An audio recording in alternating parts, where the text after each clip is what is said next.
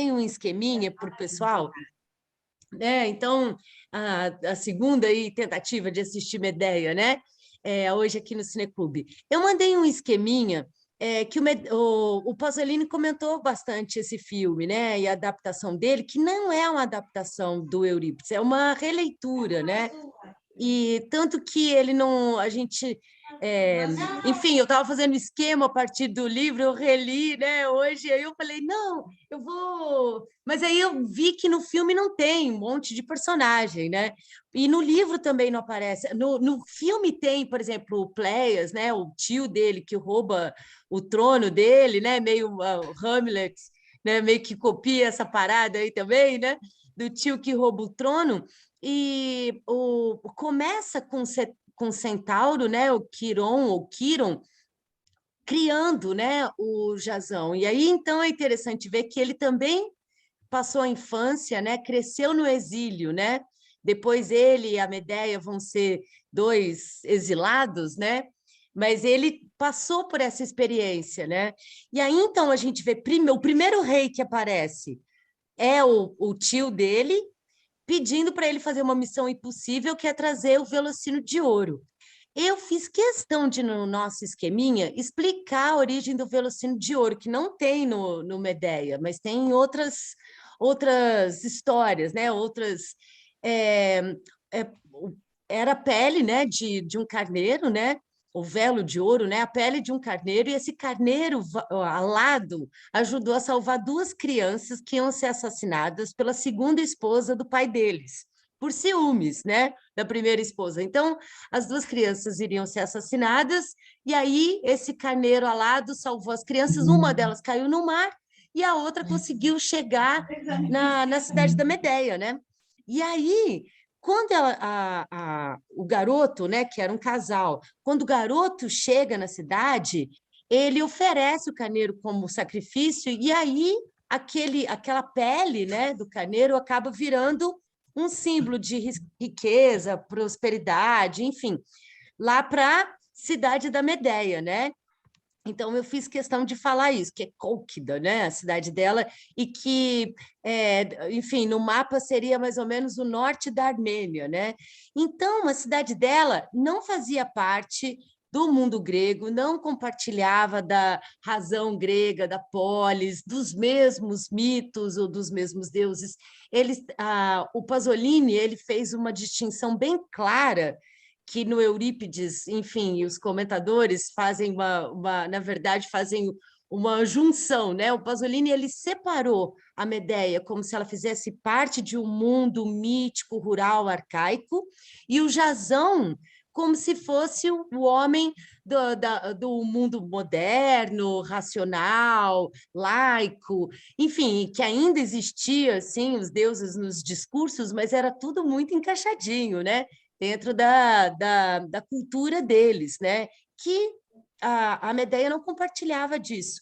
Só que no Eurípides a gente vê a Medeia, e no textinho eu fiz questão de colocar isso no último parágrafo para vocês, por meio da razão, né, que assim, o Eurípides ele fazia uma crítica aos sofistas, depois ele foi trollado pelo Aristófanes, né, que era o comediante ali, o crítico da galera, né? Mas o Eurípides, ele juntou toda essa mitologia em volta do personagem da Medeia, que ela já tinha sido citada em outras tragédias, outras histórias, o Jazão sendo o assassino das crianças, o rei de Corinto, o Creonte matando as crianças. Aí o Eurípides colocou ela como assassina das crianças, né? Ele mudou a história. E essa é a que ficou mais famosa, né? É a que chegou até a gente. E, claro, eram papiros na Idade Média também, quando começa, enfim, ter esse resgate do mundo clássico, muita coisa foi cortada, tanto que quando a Medeia está ali, na peça, ela começa a ama, né? Isso é uma coisa do Eurípides também, ele botou uma escrava, um escravo e uma ama na peça, com fala, né? Porque o coro, né, que é uma consciência do povo, que tem pessoas do povo, ele enfim, homogêneo, né? Mas aí ele botou fala na boca de uma ama, e ela começa a peça apresentando a dor e a história da patroa dela, né, da Medeia. E ela apresenta a peça para a gente e dialoga com o escravo sobre a questão, sobre a vida da Medeia, né? No filme, a gente vê o Quirón criando o Jazão e explicando para o Jazão que ele tem que pegar o trono dele. Só que ele faz uma formação, assim como na Grécia, né? Tinham lá as formações, né? Ah, outra coisa interessante, Eurípides, assim como Shakespeare, né? Os pais eram muito humildes para ele ser quem ele era, né? E aí, então, é uma outra controvérsia, né? Fala, não, mas como que um homem do povo pode ser tão culto, né?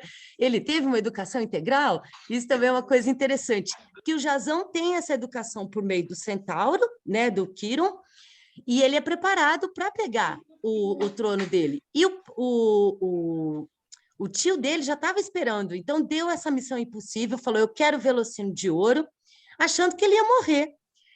E aí, uma coisa também que é só citada na peça, e no filme a gente não tem, a Medeia é flechada por Eros, né, a pedido de Afrodite, que Afrodite ajudou os deuses, né, ajudaram Jazão nessa empreitada.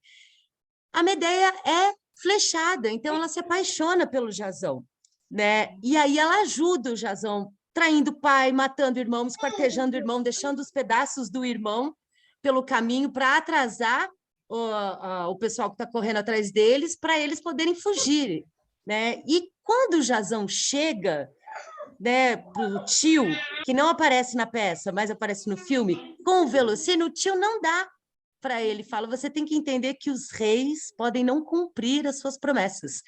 E aí ele fala uma coisa que não tem lugar nenhum, e que é genial. Ele fala, bem, nessa viagem, né, com os argonautas, eu descobri que o mundo é muito maior que esse reino.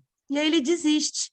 Mas na peça a gente vê que ele e a Medeia têm que ir embora, porque a Medeia convence as filhas do tio, ou seja, as primas do Jazão, a matarem o tio. Fala assim, não, ela faz uma mágica ali de rejuvenescer uma ovelha, né?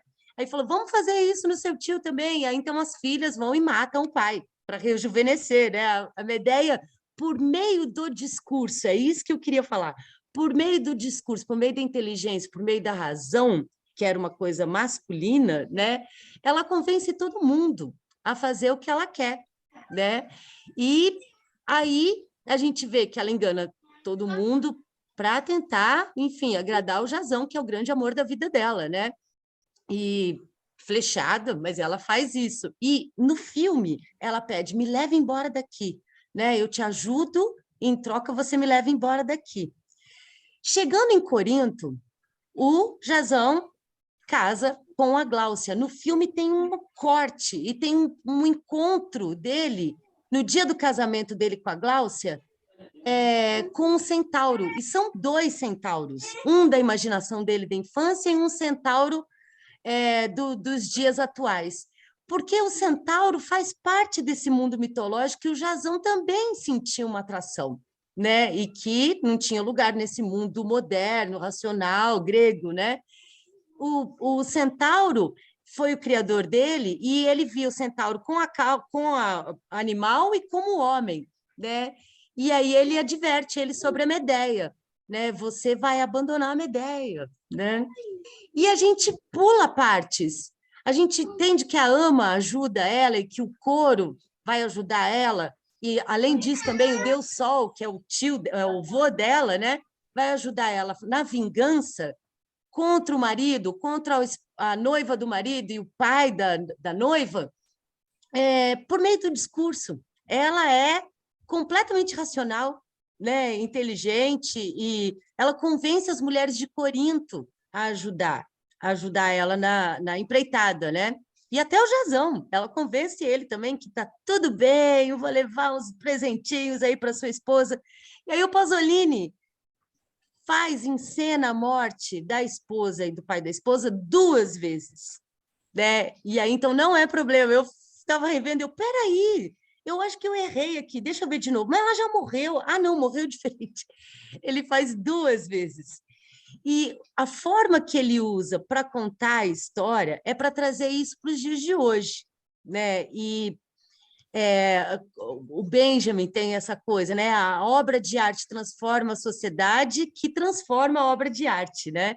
Então, é uma releitura e não uma adaptação dessa personagem.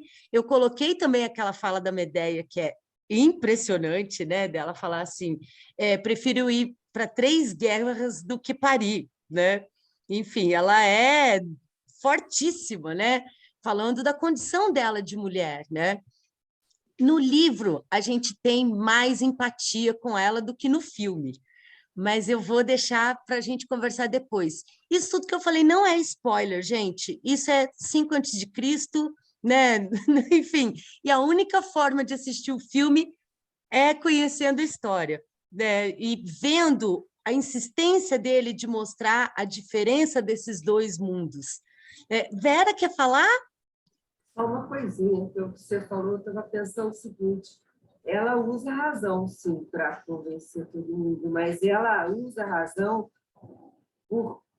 não por uma razão, não por uma coisa racional, mas pelas emoções, quer dizer, pela paixão.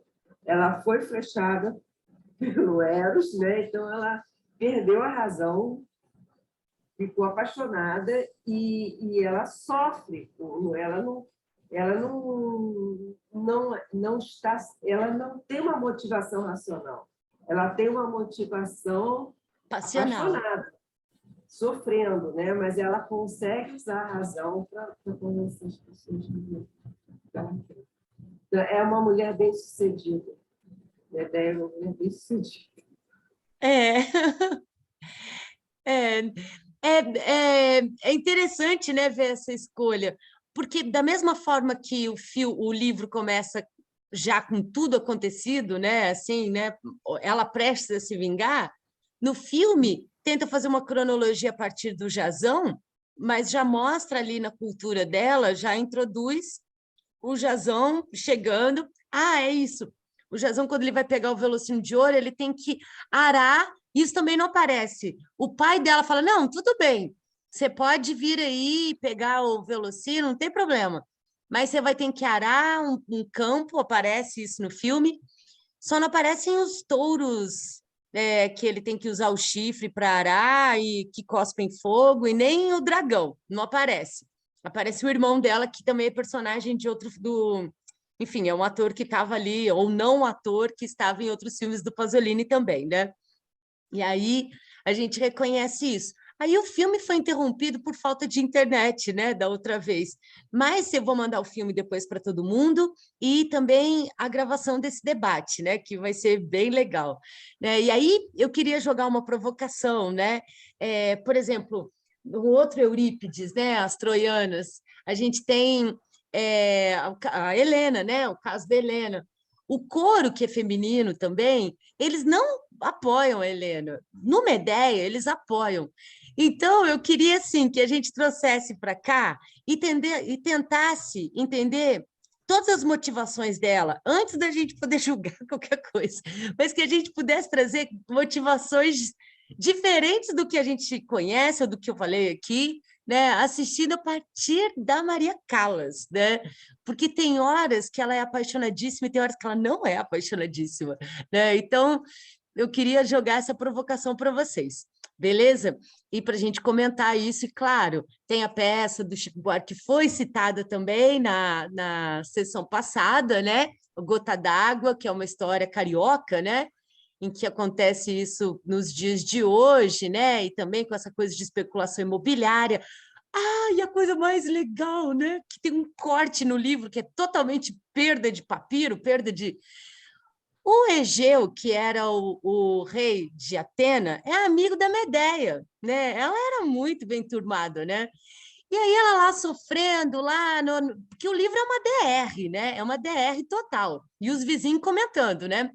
Aí o Egeu chega e conhece a história dela e fala: Ah, mas o que você está fazendo por aqui? Ele, eu vim aqui, né, no centro do mundo, que é lá o lugar lá de Apolo, me aconselhar para poder engravidar, né? Para poder ter herdeiros, porque eu não tenho herdeiros, eu não tenho hereditariedade, né? E isso é uma das questões também que faz a Medea matar os filhos, porque naquele contexto a hereditariedade era uma coisa muito diferente do que é hoje, né? Então, ela, antes de matarem os filhos dela, ela matou os filhos, né? Também tem esse entendimento. E aí ele vai e ela fala, eu te ajudo, né? Eu tenho enfim, uns produtinhos aqui, eu posso te ajudar a engravidar e não sei o quê, mas eu preciso que você me dê abrigo, refúgio, exílio, independente do que eu fizer aqui, porque o meu marido é o pior homem do mundo, ele me abandonou e eu vou me vingar. Aí ele falou, não, tudo bem, eu te dou abrigo, mas eu não te ajudo a ir para lá, você vai ter que chegar lá, e aí eu te dou abrigo, né? Você pode morar em Atena, né? Com seus filhos, né? Ele fala assim, mas eu não posso te ajudar, porque o Creonte, né, o rei de Corinto, era o hospedeiro dele, então ele não podia ficar em maus lençóis ali, né? Então, a Medea, no filme não tem isso, no livro também não tem, mas era uma possibilidade que ela tinha e que ela não quis usar, né, de ter esse abrigo aí também em Atena. O problema é chegar até lá, né? Ela poderia chegar na cidade, mas como ir até lá, né? Então, tem essa questão aí que não aparece no filme, mas existe essa possibilidade também. Beleza? Então, vou fazer o teste com vocês, vou pausar aqui.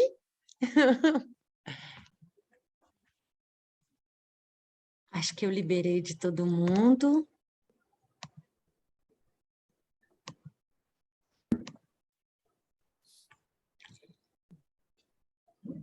Desativar aqui o som. Pronto. Quem vai ser o primeiro a falar? Senão eu vou ficar tagarelando aqui. Pai, quer começar? Tá no mudo.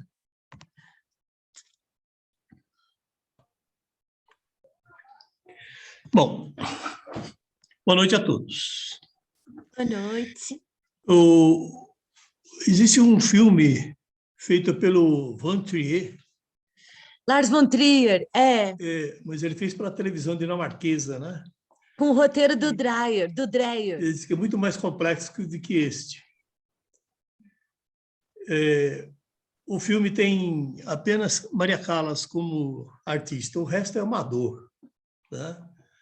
Callas estava no auge da carreira, já tinha feito shows em Londres, Paris, em Hamburgo, na Itália, então ela já estava no auge da carreira. E por que ela, né? No fato, a questão é o olhar dela, que é um olhar altamente ferino, né? Então ela se expressava com os olhos, não precisava nem falar. Essa arte ela desenvolveu na ópera, né? Na música, né? Nas interpretações musicais, né? Os outros atores eu achei fraquíssimo. O filme começa com uma questão bastante descritiva, né? De áreas altamente primitivas, selvagens, bárbaras. Aí eu me lembrei do Nerson, como era gostoso o meu francês, onde ele tem aquelas cenas que pega um francês lá e faz um churrasco dele, né? E uma feijoada, né? Que acreditava-se entre os índios da época, né? Daquela questão, né?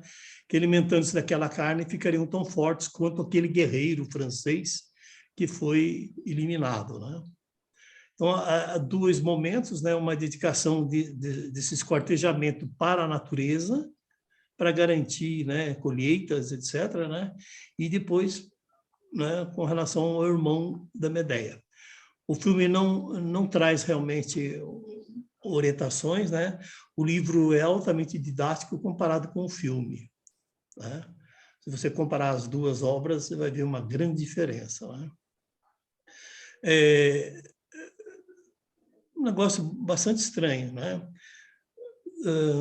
Não sei dizer realmente, porque eu me ative tanto à obra, né, ao texto escrito, né?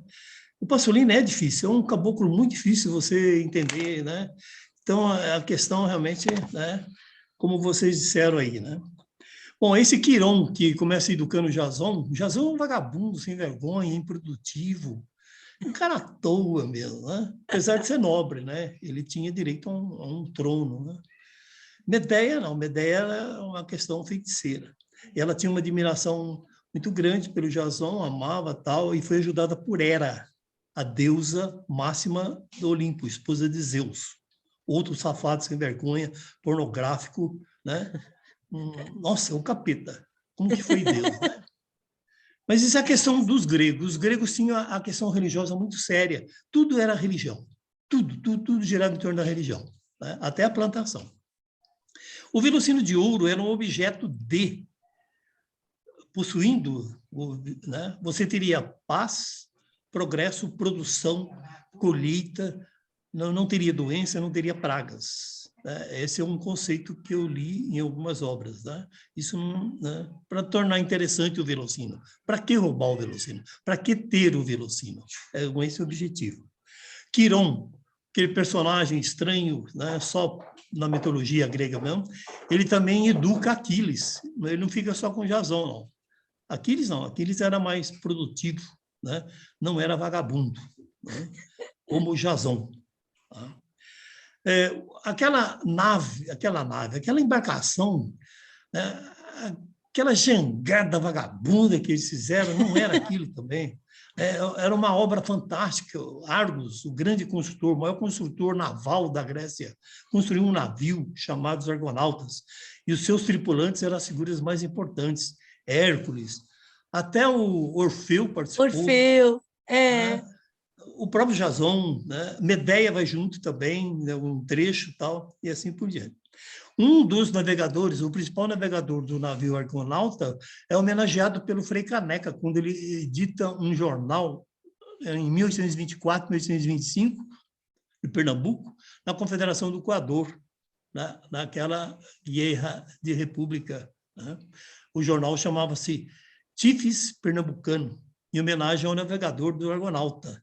O que é isso? Isso mostra que os nossos heróis também admiravam a antiguidade clássica, a cultura clássica, liam os clássicos, certo? O que mais? Não tem diálogos, né, no começo do filme, né? É complicado, né? Muito bem. Maria Callas, ela, na verdade, é nascida nos Estados Unidos, em Nova York. Os pais são gregos. Depois ela vai para a Grécia, aprende muita coisa lá, e aí vai para o mundo. E se transforma na maior intérprete do universo, na questão de óperas, né? E assim por diante. Muito bem. Por que Medeia faz isso, tudo isso? Né? Ela vai parar até nos analistas admiradores do Jung, o Carl Jung, um grande psicanalista, ex-companheiro de trabalho, né, do Sigmund Freud. Tá? Muito bem. Callas, ano que vem, estaria fazendo 100 anos. Ela é de 23, Pasolini é de 22. Tá? Quantas coincidências, né? Muito bem. O que mais aqui? Medeia pratica aqueles atos, né, por 4 grandes motivos, não se esqueçam. Né? Ela perdeu o amor de Jasão. Né? Ela é traída por Jasão. Matou o irmão por engano, né, para ajudar o vagabundo do Jasão. Né? É hostilizada pelo rei, e o Jasão não faz nada. Até os filhos dela, o Jasão também não faz nada. Mostra a vagabundagem, né, do caráter de Jasão. Né? Então, o que resta para ela? Matar todo mundo. Né? Então, com aquele furor uterino que ela possuía, ela liquida todo mundo. Né? No Rio, vocês tiveram também uma Medeia na década de 90, a Fera da Penha. Se vocês se lembram, o jornal deu uma cobertura muito grande. A Fera da Penha matou também a filha de um amante que ela possuía e que esse amante abandona ela. Aí ela resolve sequestrar a menina, uma filha que era preferida desse amante, e mata com requintes de perversidade. Então, nós vamos ter Feras da Penha em todo lugar. Temos. Medéia foi a professora. Né? Não condeno Medéia, apenas a questão de ter tirado a vida, né? Isso realmente tem que ser punido. Mas ela tinha motivos, ela tinha atenuantes, percebe? A alienação parental, né? E os filhos perderem tudo, né? É culpa exatamente de quem? Né? Do vagabundo, do Jazão. Né? Tá aí. Obrigado pela atenção de vocês. E continuem lendo, que a melhor coisa do mundo é ler. E ver filmes. Existe um filme chamado que retrata essa viagem toda, né? É um filme tipo B, né? Classe B, né? Que tem a história de Jazão, Medéia e tal, né? E tem uma demonstração dos primeiros truques cinematográficos em lutas. É um filme da década de 60. Eu não me lembro mais. Não me lembro. Os Argonautas, seria? Eu acho que é os Argonautas, Eu vou procurar, porque eu também Também não vi. atores desconhecidos, são atores gregos, não é atores desconhecidos. Eu não os conheço, devem ser famosos. Né?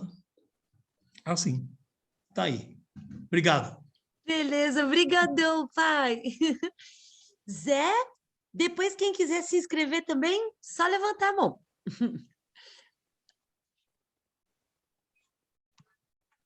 Tá no mudo, Zé. Tá no mudo.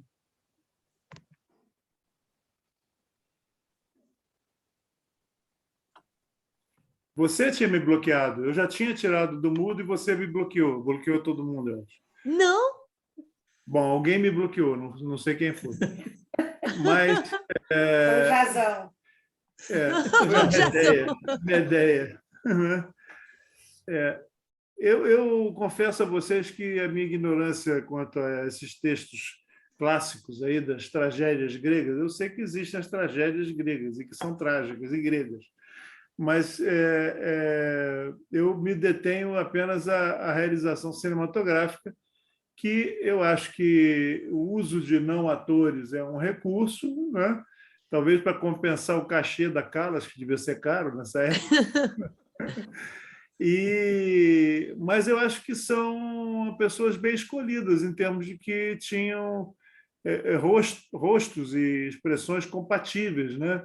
A noiva, por exemplo, que ia casar com o Jazão, aquela garotinha assim, né? Eu achei que foi um casting bom, se montou um elenco interessante. Né? Agora, realmente, a Callas, com a expressão dela, é uma coisa assim impressionante, né? De enfeitiçar mesmo todo mundo. Né? Mas ele usou um outro recurso que já estava pronto, né? Aquela paisagem lá da Anatólia, que tem aquelas, como é que chama? Aquelas rochas escavadas com os templos, as casas por dentro, aquilo ali até foi muito usado pelos primeiros cristãos, né? Com inclusive igrejas e construções lá dentro com aquelas pinturas, né? Aquele era um cenário pronto, né? E foi muito bem usado, e deu um clima assim, espetacular, né? Aqueles contrastes de luz, de pôr do sol, nascer do sol naquelas portas e tal.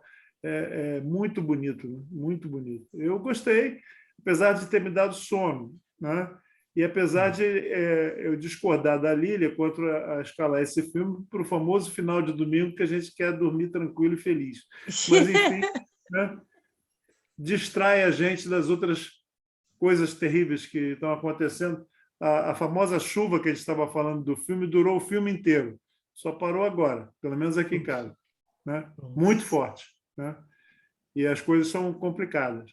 Mas, enfim, torcer para que seja tudo uma ilusão de uma tragédia grega.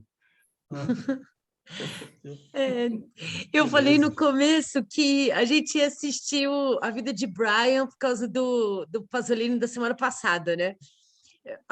No filme da 7, e o Medéia 5 para reprisar, né? Mas eu não consegui A Vida de Brian, então eu passei o Medéia, né? Acabei passando só esse. não imaginava, né? Enfim, que iria ter o efeito de catarse mesmo, né? Porque a catarse era isso, você, enfim, sofria, né, com um ator, né? Tragédia é canto do bode, né? A tradução seria isso, né?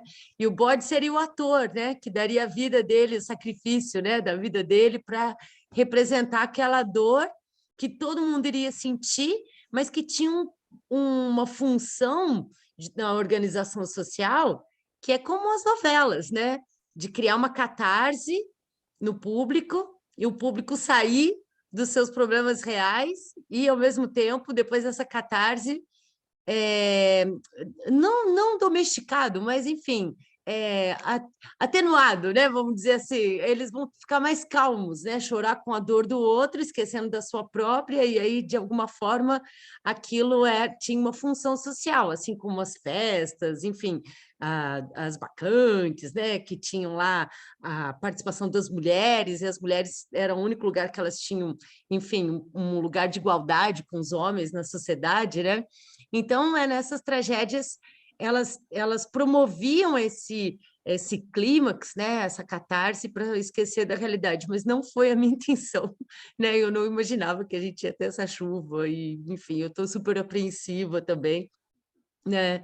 Mas de uma certa forma a gente está aqui, todo mundo junto, enfim, passando esse tempo aqui e aprendendo uns com os outros, né? Obrigada, Zé. Agora é a Vera, depois é a Beth.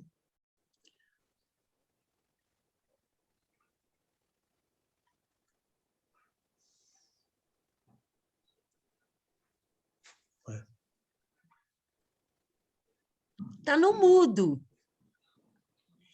Espera aí. Só um minutinho. Pronto. Vê se você consegue. Agora foi. Agora sim. Desculpa, eu não sei o que aconteceu. Você não tinha liberado. Então, olha só, gente, vamos lá. É tanta coisa que essa história. Né? Primeiro, achei o filme lindo. Eu não me lembrava direito. Eu falei para você, eu tenho até um DVD dele, com o Maurício, meu irmão, que baixou, mas eu acho que eu só vi uma vez e há muito tempo, eu não lembrava. Eu lembrava um outro flash. E eu achei lindo, lindo, lindo de morrer. Assim, toda a estética, toda a forma como ele... Porque ele consegue colocar, você fala assim, vou ver a mulher matar os filhos, ai meu Deus, não. Ele coloca de um jeito, né, que ele não mostra de uma forma horrível, péssima, né? Ele dá todo um tom poético, assim... E a coisa da Medéia, que eu acho fantástica, que eu tinha visto uma vez, com a peça até com a Renata Sorras, que foi com a Bia Lessa, que dirigiu Elvira, há um tempo atrás, né? Mas a questão é muito complexa, porque assim, realmente ele devia muito a ela, e ele não deu a mínima, né? Ele assim, nem que ele não estava nem apaixonado pela garota, era uma garota bonita, era filha do rei, era aquela coisa do homem de querer poder, de querer, né, se destacar, eu vou casar com a filha do rei, vou ser rei. E então assim, mas ele não teve um pingo de humildade de chegar e dizer, poxa, não, ele pelo contrário, ele falou, eu não devo nada a você, você deve muito mais a mim do que eu a você. E, né, quer dizer, tipo, foi escroto, né? Na forma como ele agiu. Eu acho que isso assim, é colocado assim, porque a situação da mulher na Grécia era muito servil mesmo, né? Ela era muito rebaixada, tanto que eu tenho um livrinho que é um barato, chama Maneiras Trágicas de Matar uma Mulher, que fala sobre essa questão na Grécia, que fala o seguinte, as mulheres elas se enforcavam. E muitas vezes, quando o marido morria, elas se enforcavam, porque assim, ou elas ficavam viúvas numa situação muito ruim, era uma coisa assim, era assim, a mulher sem o marido não valia nada. Então, ou elas ficavam numa situação muito ruim, ou elas tinham que casar de novo, sabe? Então, era comum a mulher se enforcar quando o marido morria, porque não queria passar por aquilo tudo de novo, sei lá. Então, e Medeia não é uma grega, ela é uma bárbara, e ela vem de uma outra cultura, né? Em que ela tinha uma questão do conhecimento. Ela tinha um conhecimento, que fosse de bruxaria, de feitiçaria, do que fosse, ela tinha um conhecimento que as mulheres gregas não tinham, e que, inclusive, o pai da garota estava preocupado com isso, né? Ele falou assim, você é uma bruxa, eu não sei o que você vai fazer. Com razão, né? Porque ali é uma voz da razão. Ele estava preocupado com ela, assim, com a questão da filha, que ia acontecer e tal. Porque ela tinha, até num determinado momento, naquela hora que ela tem aquele diálogo com o sol, né? E tem essa coisa do conhecimento, ela tinha um saber que ali as mulheres não tinham, e até faziam um negócio assim, mistificavam demais isso, né? Como se ela pudesse, como é que era? Você na sua terra, você podia mudar o sol, o vento, não sei o quê, né? Tem um diálogo lá, que acho que não sei se são as amas, alguém fala, e ela fala assim, não, eu já esqueci tudo, assim, mentindo, né? Querendo despistar. Mas ela tinha um conhecimento realmente então, assim, ao mesmo tempo, ela teve uma paixão pelo Jazão. Ela foi flechada pelo Cupido, não foi nem culpa dela, foi culpa dos deuses que resolveram que ela tinha que ser flechada pelo Cupido. E aí ela teve a paixão, e ela fez o diabo para ajudar ele. Fez o diabo a 4, né? Matou o irmão, traiu o pai, matou não sei mais quem, ela passou por cima de tudo. E aí ele diz, não, o filho não faz nada. No filme ele fala, eu dei muito mais para você do que você para mim. E na peça ele fala, eu te transformei numa cidadã grega, né? Tipo... Isso. Nossa, então, assim, tão atual. Então, isso é odiento. É odiento. Vai dizer que você vai ficar conformado com uma coisa dessa? Não é nem só a questão dele querer casar com a filha do rei, é tudo que envolvia isso, né? Então, assim, é odiento mesmo, ela ficou com ódio, né? O amor dela se transformou em ódio. Só que ela não é uma grega, então ela não se vitimiza, ela se vinga. Ela vai às últimas consequências. Porque ela não ia ser uma banida para o resto da vida, nem os filhos dela iam ser. Que lugar que ela ia ter naquele mundo? Com aqueles filhos? Qual é o lugar? É muito fácil dizer assim, ai, que maldade, matou os filhos. Ela matou por amor, porque ela falou assim, que eu vou fazer com esses filhos nesse mundo? Sei lá se o rei vai deixar. O rei, a princípio, tinha banido ela e os filhos. Então, assim, aquela cena dela com os meninos é muito bonita, né? Você sente o amor dela pelos filhos. Ela não está com raiva dos filhos, ela está simplesmente fazendo o que ela acha que é melhor, né? Que também é o único jeito dela. Ela não ia viver o resto da vida com aquela dor, com aquele ódio, né? Assim, eu acho assim, realmente ela se coloca numa outra posição. Não é numa posição de mulher, ela se coloca numa posição de uma pessoa que sabe o que está fazendo. É uma mulher bem-sucedida, né? Quer dizer, assim, ela fez... Tipo, a gente leva as últimas consequências, né? Ela foi bem-sucedida. Fez sem se arrepender. O cara foi foi um total... Quer dizer, assim, não, eu repito, não pelo fato dele querer casar com a filha do rei, mas por tudo que envolvia aquilo, né? Assim, de toda a situação dela, ele ignorou. Você tem que se, assim, tipo, eu vou casar com a filha do rei, você tem que se conformar e que se dane. O argumento inicial era que ele queria dar uma vida melhor para os filhos, porque aí ele teria descendentes que poderiam ser reis e os filhos, pela Medeia. Mas é claro que era ambição, né? Sabe? Isso aí é mentira. É mentira. Ele queria se dar bem. Ele queria se dar bem. Ele podia até gostar dos filhos, claro, mas quem disse que ele ia dar uma vida melhor para os filhos? O cara já tinha expulsado a mulher, os filhos e tudo, e ele ia ter que se conformar. Ele ia dizer para o rei, não, meus filhos não vão embora. Aí o rei ia dizer, não, então você não casa com a minha filha. Sabe? Eu acho que isso ali ele estava tentando se justificar, né?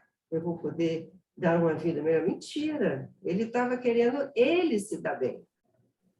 Estava na cara. Enfim, então, é maravilhoso, é genial. É genial.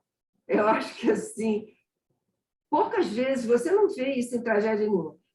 Só uma outra coisinha que eu queria dizer, que era o seguinte, o trágico, isso assim eu aprendi com meu irmão, que é professor de filosofia. Eu não estou inventando isso, não. Ele disse o seguinte, que o trágico ele nasce exatamente no momento em que está havendo uma mudança na Grécia, em que está saindo, que a Grécia era mais primitiva, tinha a questão das famílias que dominavam e tal, e então eram pequenos reis, pequenos príncipes, e eles estão saindo disso para uma democracia, o regime democrático. Então, nesse momento surge a tragédia. E a tragédia, o trágico, era uma questão política. Eles, assim, pagavam as pessoas para ir ver, porque falavam de toda essa história, né? Tem Antígona, várias tragédias que falam exatamente dessa mudança do regime feudal. Feudal não, era um regime mais oligárquico, né? Mais... Pagavam não, as pessoas eram obrigadas a ir. O cidadão tinha que ir, senão era punido. E o trágico é exatamente esse momento que você tem, por exemplo, no Édipo, né? Em Medea a gente também tem isso. O Édipo, ele se achava, né? Ele vai, casa com a rainha, né? Medeia também, ela vai, faz tudo aquilo, casa com aquele cara e se manda e vai fazendo tudo. E chega um momento em que aí ele descobre que ele é um parricida, ela descobre que o cara não está nem aí para ela, vai casar com outro, que se dane, se ela vai ser banida, se os filhos não vão. Então, esse é um momento trágico, em que ela é, ao mesmo tempo, aquela fodona, bruxa, que aquela mulher que passou por cima de tudo, que casou com ele, e, ao mesmo tempo, ela é a mulher banida. Ela não é mais nada. Né? É exatamente esse momento. Assim, o Édipo também. Exatamente aquele momento, ele era o fodão, não, quando ele descobre que ele casou com a mãe. Então, naquele momento, ele é tudo isso. Né? Então, o trágico é esse momento em que tudo, de alguma forma, convive. Não é uma coisa assim, você é isso, ou você é aquilo, ou você é bruxa, ou você é rainha, ou você é o rei, ou você é o parricida incestuoso, entendeu? É tudo junto. O trágico é esse momento de revelação, em que tudo se revela junto. Então, assim, mas não tem nunca protagonista mulher. Assim, tem Antígona, mas a Antígona está submetida a todas aquelas leis, né? A Antígona representa ainda aquele mundo antigo, né? E essa passagem, ela está nesse conflito da passagem, aí já é outra história, mas, enfim. Medeia não, Medeia é sujeito, Medeia vamos dizer assim, ela assume o trágico, né? Ela assume aquele momento que ela fala assim, eu não vou ser uma coitada. Porque também na hierarquização, né, da sociedade era o cidadão, o estrangeiro, a mulher e o escravo. Né? Então, a mulher estava lá penúltimo, né, na estratificação deles ali, né? E o estrangeiro era um cidadão de segunda classe mesmo, né? Então, ela estava nessas duas condições, né? De ser mulher e de ser estrangeira, né? E que o Jazão também, eu falei para a gente tentar pensar também enfim, nas motivações dela, né? Porque é muito apresentado também, assim, né? Não de uma forma que igual, né? A Medeia é a Medeia, mas as razões dele também, né? Dele ter feito o que ele fez. Porque o que ele fez é mensurável. Ela matou os filhos, mas ele abandonou ela e os filhos. Ele traiu ela, né? Ele é o. Aí então a gente releva ela. E naquela época o Eurípides fez o coro apoiar a Medeia, o coro da cidade onde ela era estrangeira, apoiou ela. Agora, uma coisa interessante é que Aristófanes zoava o Eurípides falando que as mulheres da época odiavam as peças dele, porque ele falava das mulheres de uma forma que não era aceitável, né? Então, tipo assim, né? Já tinha coisa de lugar de fala, né? Não, ele só, enfim, fazia uma coisa que Sófocles, Ésquilo, não davam tanto poder assim às mulheres, né? E nem lugar de fala para elas, né? Então, é uma coisa assim interessante de ver também, né? Agora, então, é a Beth. Vera terminou, né? Terminei. Então, tá, obrigada, Vera.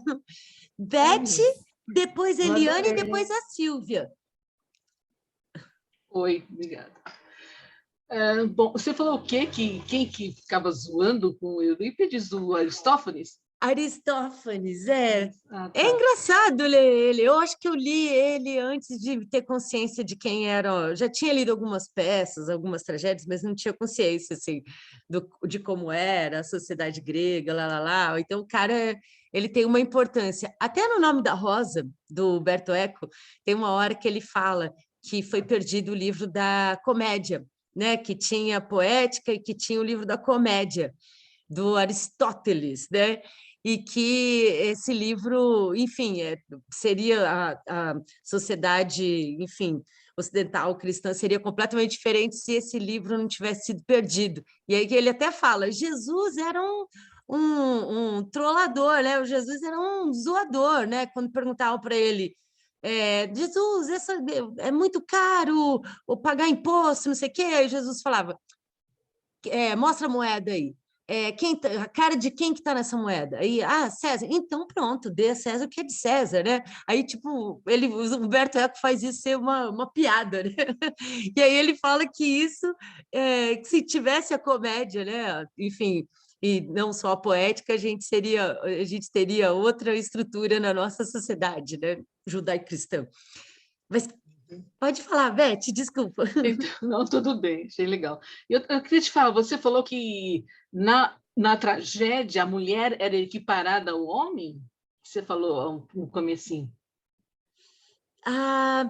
Não lembro, assim. Você lembra mais alguma coisa, um contexto do que eu estava falando? Hoje, está falando hoje. Falou que nesta história, a Medeia tem nessa história. Que eram atitudes tipicamente de homem. Foi nesse sentido que você falou, né? Isso, é verdade. Tá. E também no caso de uso da razão, né? Que, como a coisa assim, ela é do mundo mítico, rural, arcaico, ele é moderno, racional, né? Enfim, laico. E aí ela usa a razão que é dos homens. Ela é quase uma sofista, né? A crítica do Eurípides era também aos sofistas, né?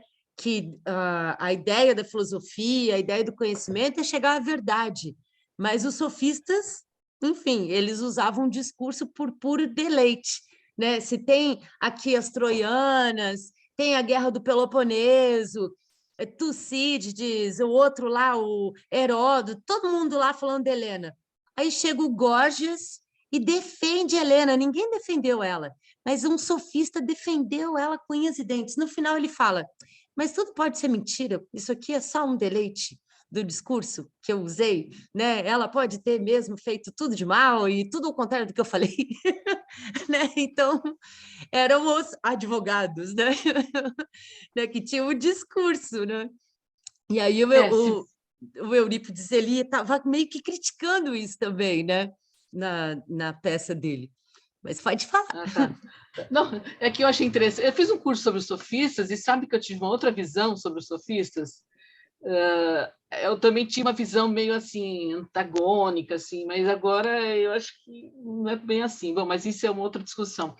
Assim, eu achei ela muito forte, né, todo o filme. Agora, o que eu achei assim, que me atraiu a atenção foi o uso da música, o filme inteiro. Eu não sei qual seria esse objetivo, né, do Pasolini com essa música assim o tempo inteiro, a mesma melodia, Eu acho que é sabe? estranhamento. É um estranhamento, porque Ah, também é uma música assim, meio atonal, né? Como se fosse barulhos de é, animais e de objetos, exato. sons da natureza, né? Que é ligar essa ideia desse mundo primitivo, né? Em que os Hum, sacrifícios, por exemplo, a galera pode ali ser. estava regando as plantas com sangue, mas o Minotauro fala isso, o Minotauro fala da semente, dos cereais, né? E claro que vai aí a crítica marxista também até a produção, completamente a alienação da produção, né? Do que é o mundo capitalista, né? Aí, então fala, gente, ali na Grécia, né? A gente perdeu a noção do que é a semente, né? E enquanto esses povos primitivos faziam um sacrifício de agradecimento ou de celebração, mas eles estavam ali trocando um corpo por árvores, por alimento, né? Então era um sacrifício que voltava para a natureza, né? Era tirar uma vida Uhum, para voltar para a natureza, né? para ter a Então, vida. é toda uma visão diferente do que a gente tem hoje, mesmo que as nossas sociedades indígenas, enfim, outras sociedades, enfim, elas também pratiquem o sacrifício, faz parte, né? Meu pai, semana passada, falou isso, que a igreja tirou a ideia de sacrifício porque isso não era tão legal, né? Tirou, porque tem o corpo de Cristo, o sangue de Cristo, né? Então fala, não, tira essa ideia aí, né?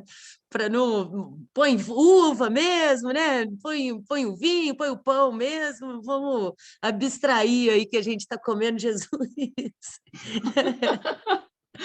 Não, era só isso, né? Achei bom, gostei bastante essa coisa da mulher, né? Forte durante todo o filme, a interpretação dela é maravilhosa, mas o que me chamou mais atenção foi o uso contínuo dessa música.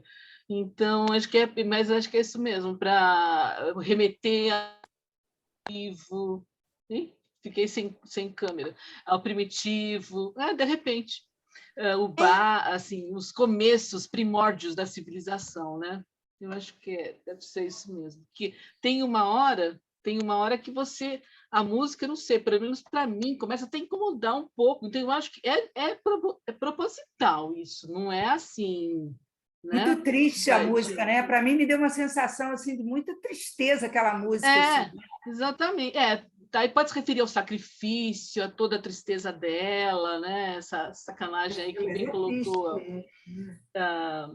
Ai, que falou antes de mim, esqueci o nome dela. Mas, enfim, legal. Então, tudo bem, eu acho que já foi. Estou meio que resolvi. A Vera que falou, muito legal, Vera. Eu vou ver se eu acho esse livro, hein, Vera? Será que ainda existe esse livro? Posta o nome lá no grupo depois, Vera, O que foi? do É livro que você falou o das livrinho que você mulheres. falou das mulheres. Eu acho que Maneiras legal. Trágicas de Matar uma Mulher. Eu vou, É um livrinho, mas é muito interessante. eu vou ver se eu acho, porque Ele, eu. ele Tá. discorre sobre essa questão mesmo, do lugar da mulher na sociedade grega. Então, Era bem complicado. interessante. Legal. Beleza. Obrigada, Beth. Obrigada, Vera. Então, Eliane e depois Silvia.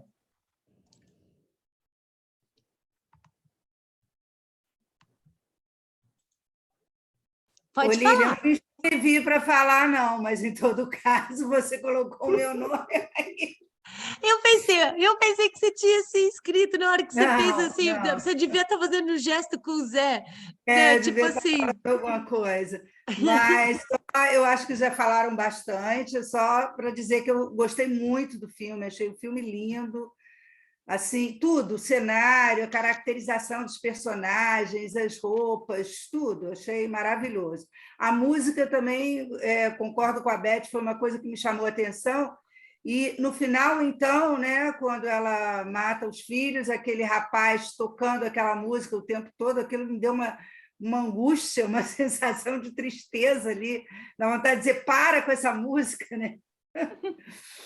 Mas tem umas cenas assim muito interessantes que me chamaram a atenção, né? Aquela do sol, né? Da comunicação dela, que acho que era o avô dela, né? O sol. Isso. E também uma cena que eu achei assim daquelas crianças, apareceu mais uma vez, aquelas crianças sentadas assim no meio-fio comendo aquelas melancias. Eu achei aquilo também tão bonito. E tem uma coisa que eu queria te perguntar a vocês, porque ele repete, né, aquela cena do Isso que eu queria perguntar, eu esqueci. do presente, né? Depois volta e aí já o desfecho já é diferente. Por que você acha que ele fez aquilo? Eu acho que ele fez. Porque assim, quando acaba, né? Quando acaba a primeira vez que acontece, né? A cena, Sim. aí ela morre queimada com o pai. Aí mostra a Medeia sofrendo, mas ali é o planejamento dela.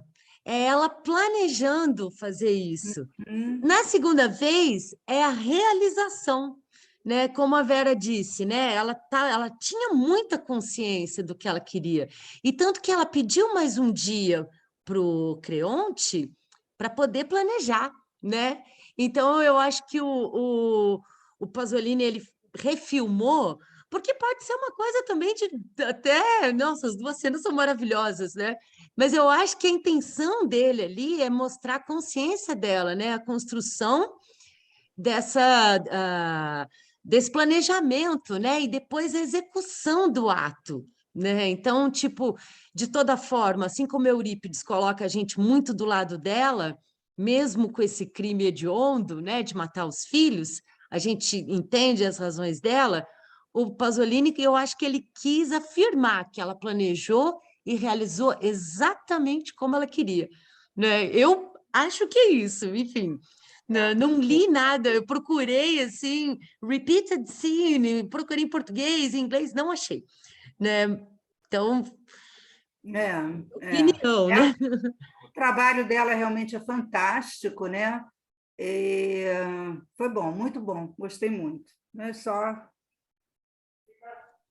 Tá bom, obrigada, Eliane, brigadão. Silvia, depois Vera. Então, a primeira vez que você falou que a Silvia ia falar, eu não tinha levantado a mão, mas aí me deu vontade. Eu levantei por causa dessa coisa da música. Eu notei que ele tem dois tipos de música.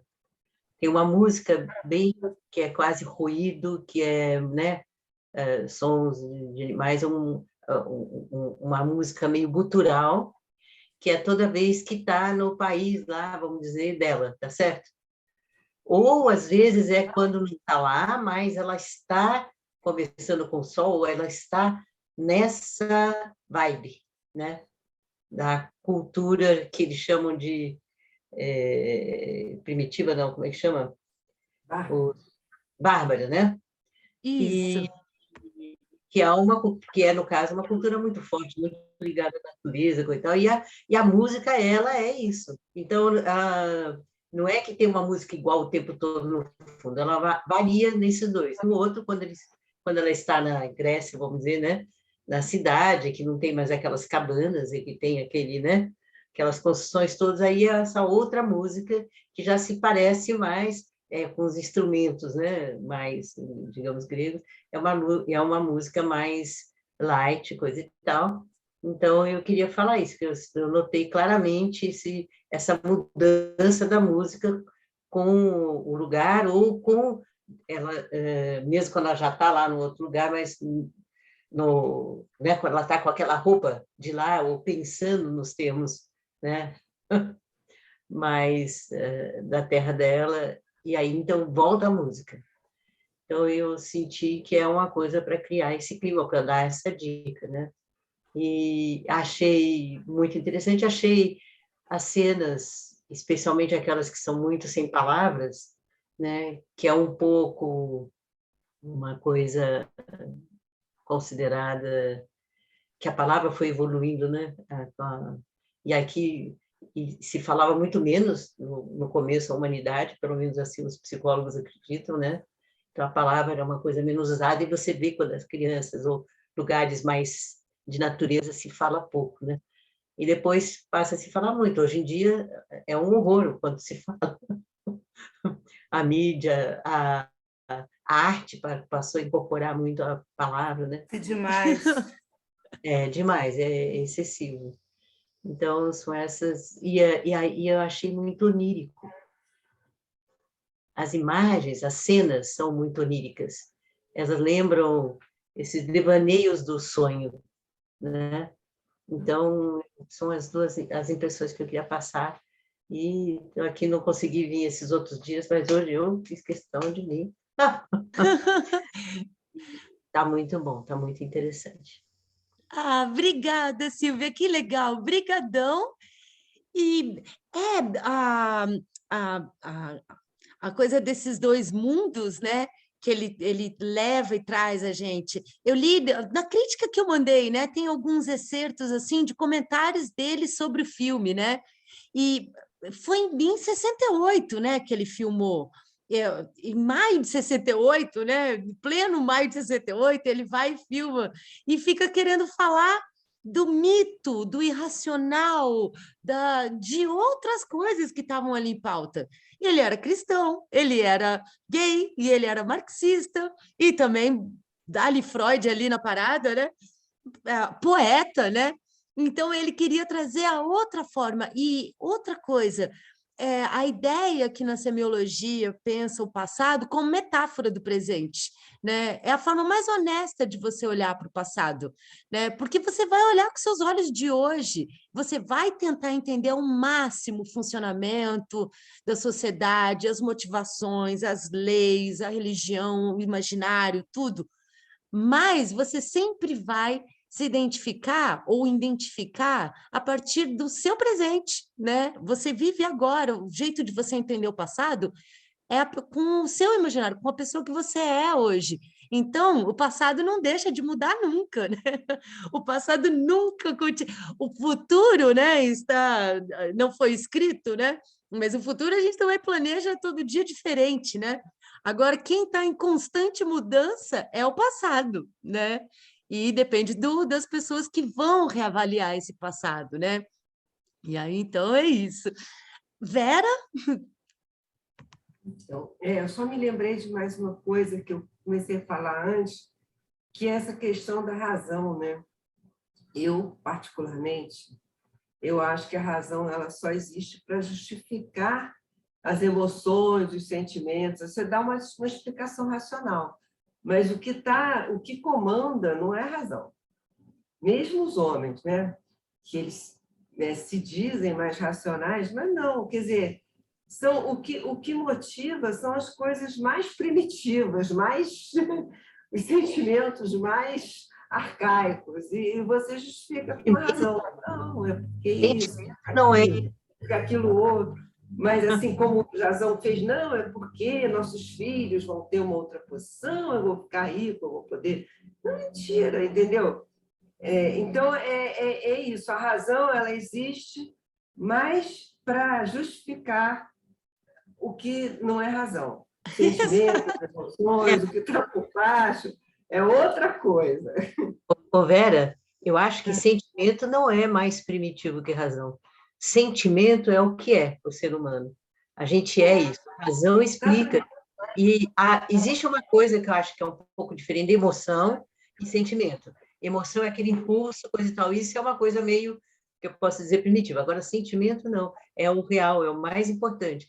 E a razão, ela às vezes tem para te disfarçar o seu sentimento, né? Que é enrolar, né?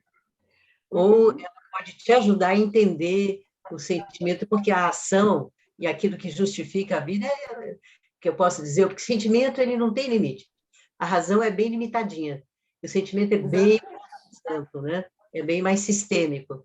Então, é só que dizer, eu não acho que o sentimento é primitivo e a razão ou barra, entendeu? Eu acho que não.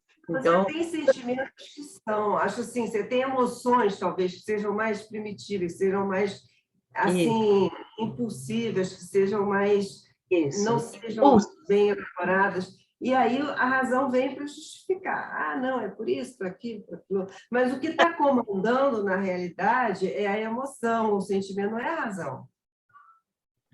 Tem uma coisa que ela fala, é porque está fresquinho, né? Eu li hoje à tarde, mas no começo, quando ela convence o coro, né, de mulheres de Corinto, ela fala primeiro que ela vai se retirar, porque ela recebe a notícia que o rei está vindo para banir ela, né? E aí ela fala: eu vou me retirar porque eu já vi e já ouvi as pessoas tomarem partido de coisas que elas não sabem, né? E fazerem a cabeça delas assim a partir de uma perspectiva que não é a verdade, né? Então, como ela estava em terra estrangeira, ela queria fazer tudo certo, né? De acordo com os olhares de todos, para não ser mal interpretada e para poder fazer tudo de acordo com o que as pessoas, enfim, esperassem que ela fizesse, né? Ela fala mais ou menos isso, a ideia é isso, ela não usa essas palavras, mas ela fala isso para introduzir o plano dela para o coro, que já estava com ela, porque a ama dela, né, já faz parte do coro. Então, elas já estavam apoiando, né, pela dor que a Medeia começa a ama falando que ela não parava de chorar, todo mundo morrendo de medo dela se matar, né, e que a dor dela era a coisa mais, enfim, uma sororidade, né, assim, incrível, que nós troianas não tem de jeito nenhum. Ali é só mulher julgando mulher o tempo inteiro, assim, né? Uma julgando a outra, culpando a outra, enfim, e nesse não, nesse é uma solidariedade muito grande. Então, para ela começar o discurso dela e ter o apoio para a vingança, ela fala disso, né? Que ela quer fazer o certo, que ela vai fazer o que tem que ser feito, mas, né, que a dor dela justificaria as ações, né? Então, ela era retórica também, né? Ela era muito e para uma bárbara, né?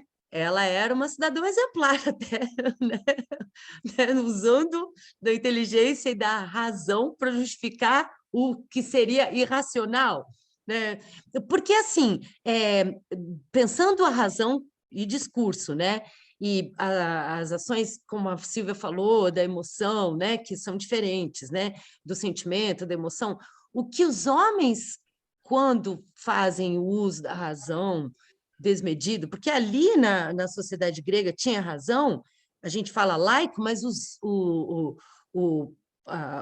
mitos, enfim, os mitos fundadores, os deuses ainda regiam. O Estado até poderia ser laico, mas eles ainda regiam o imaginário da população. Tanto que as tragédias eram uma forma de escola, né?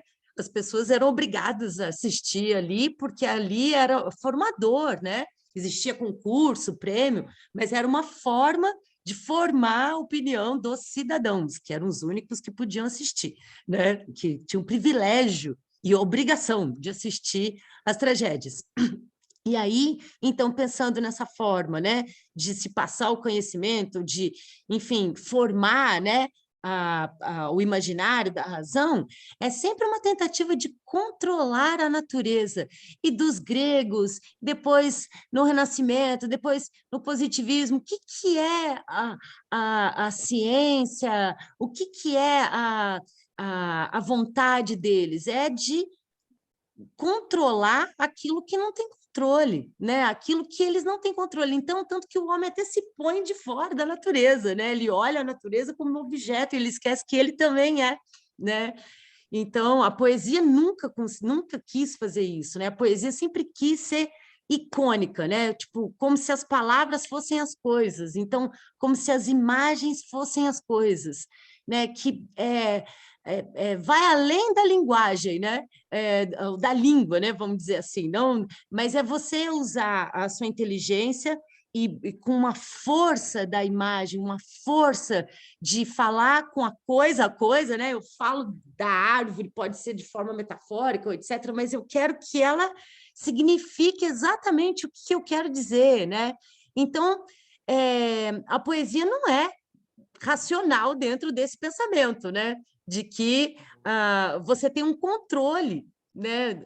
Enfim, que o conhecimento ele serve para proteger o homem da fragilidade dele diante da natureza, né? Mas aí ele esquece que ele também é natureza, e essa natureza é chamada de racional, né? Tanto que até para os positivistas, né? A mulher ela era para procriar e existia dentro da sociedade as prostitutas, né? Que teriam uma libido maior, ou, enfim, mas que a mulher ela era um ser pacato, né? Então é tão legal na antiguidade a mulher ser poderosa, diabólica, que ela era considerada gente, né? Depois, né, que a sociedade começou a se organizar de um jeito próximo ao que a gente vive hoje, é como se a mulher, enfim, ela tivesse que apagar enfim, o lado irracional, emocional dela, porque não é permitido ao homem, né? E aí, então, é muito legal pensar nesse contraponto que ele coloca, porque quando ele comenta, ele fala, o Jazão é um burguês, ela é uma proletária, né? Então, tipo, mas ele está falando de uma época, né, que não tinha burguês nem proletário, né? Enfim, mas ela tinha prole. Assim, essa coisa dos sofistas, eles, na verdade, é o quê? Por que era para uma disputa de poder? Não era para esclarecer nenhuma verdade, nem nada. Era disputa de poder, quem falava melhor.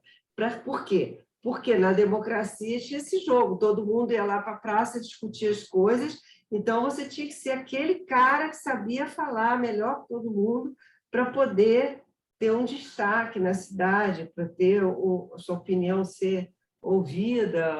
Então, é assim, é uma coisa da própria democracia, né? Para poder convencer, né? Vencer. Exatamente. Convencer. É, Vou ter que sair, estão me chamando agora ali, eu trazia, eu segurei, mas agora eu vou ter que ir lá. um Adorei. beijo, Silvia, boa semana. Vocês também, para todo mundo. Tchau. Beijão. Tchau, Silvia. Beijão. Fala, pai, acho que o Zé também quer falar. É uma coisinha, Olília, eu estava tentando me despedir no chat, mas o chat está desabilitado. Não sei se é quando estava não tem chat ou o que é.